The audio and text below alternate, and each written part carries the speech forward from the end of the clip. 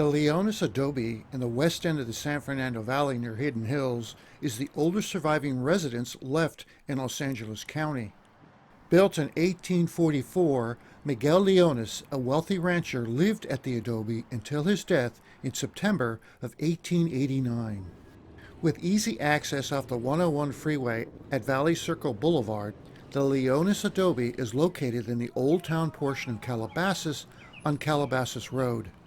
The museum is open most weekends, a piece of history in the neighborhood. The Leonis Adobe is a family-friendly afternoon attraction with buildings from the days of the Mexican rule and farm animals for the kids to experience. A great place for history buffs with children. Children can buy food to feed the farm animals and interact.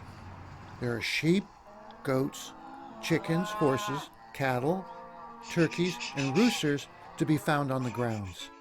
Docent-led tours of the old ranch house give a sense of the people living and working with the resources and technology available in the 1880s. The grounds have great displays of farm implements and an interesting array of wagons. Leonis Adobe is a slice of Los Angeles history. Take one of the docent tours and learn more about the colorful people who settled Los Angeles. The docents are very knowledgeable, and don't forget to ask about the ghosts of the Adobe. The Leonis Adobe today is operated as a living history museum of the California Rancho period. The museum is a location for school trips which help the students imagine what ranch life was like in the 1880s. Visitors and students touring the property interact with recreations of the 1880 ranch life. Historical landmarks and local treasures have vanished in Southern California with its explosive population growth.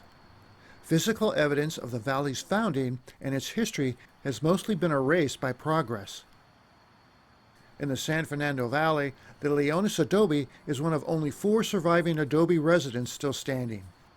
The Leonis Adobe Association was very fortunate to have been able to save this rare relic of the community's past from another shopping center development.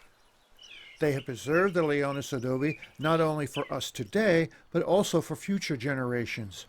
History belongs to everyone. The Adobe has been restored and is now open as a living museum. The original Adobe dates back to 1844, but little is known about the owner or the purpose of the original structure.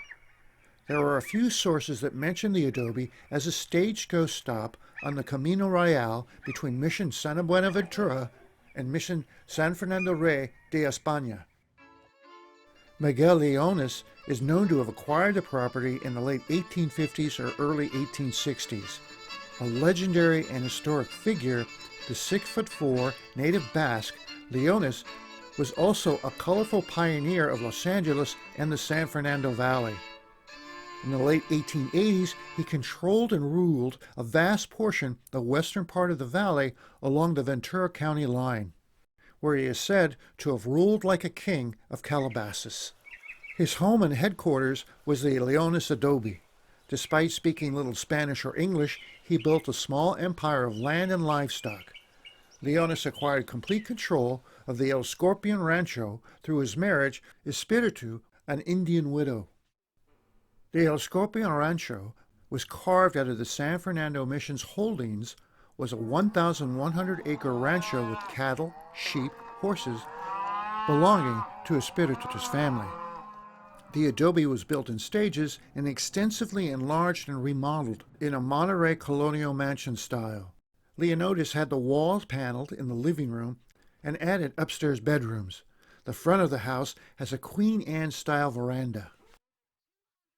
The archives of early Los Angeles County courts are filled with papers, lawsuits, and litigation over Leonis' estate after he died. The property was under legal dispute between his common-law wife, Espiritu, and a daughter born out of wedlock. The case lasted for more than 15 years before being settled.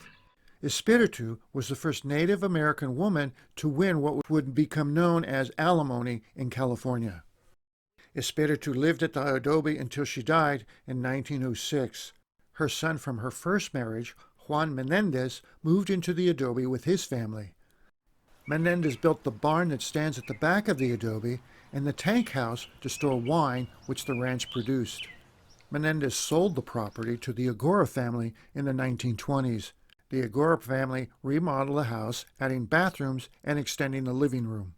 The Agoras lost the property in the 1930s. After that, the property is said to have been used as a restaurant and a boarding house. By 1961, the Adobe was destitute. The landowners, the Woodland Hills Building and Finance Company, wanted to raise the structure and make way for a supermarket parking lot. The City Planning Commission received petitions from preservation groups to establish the property's landmark status. In 1962, the City of Los Angeles Cultural Heritage Board designated the Adobe as the city's first historical cultural monument. The Leonis Adobe Association was formed and purchased the property in 1965. The Leonis Adobe Association researched and restored the adobe to the condition when Miguel and Espiritu Leonis lived at the rancho. After restoration, the adobe was opened to the public in 1966. There are two interesting buildings to visit here: the adobe and a cottage that was originally the oldest in Hollywood, relocated to this site. The Plummer House was built in 1874 in West Hollywood by Eugene Raphael Plummer.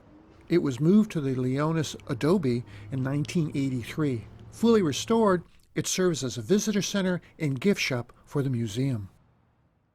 You can explore the Leonis Adobe and learn about the fascinating history of the San Fernando Valley with quite knowledgeable docents each weekend. Kids will enjoy the longhorn steers and sheep.